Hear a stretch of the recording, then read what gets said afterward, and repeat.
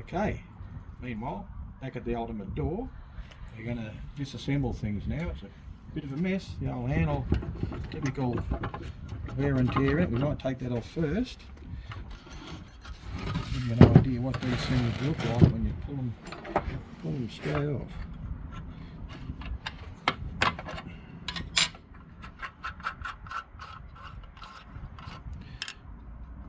Sometimes it might come through, might need a bit of a persuader.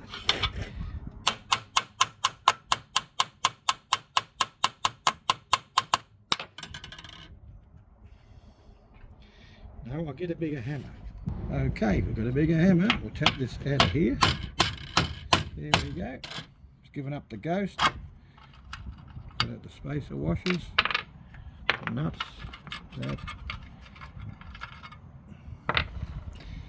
There we are, worn to blazes. All chopped out, so that'll all be renewed. The ferrule is all worn. They're only thin ferrules on these things.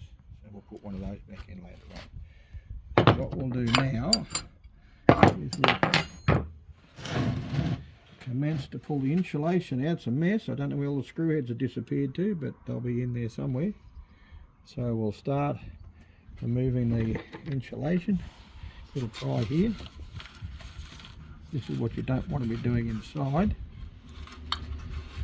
We'll use a vacuum, which you can use in a minute, because fiberglass, once it breaks down, the braid breaks, it goes all over the place, and it's not nice stuff to breathe up. So we'll just gently pry that out of there.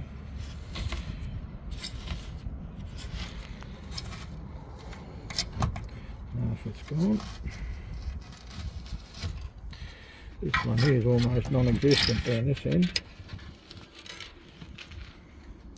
A bit down at the bottom down there.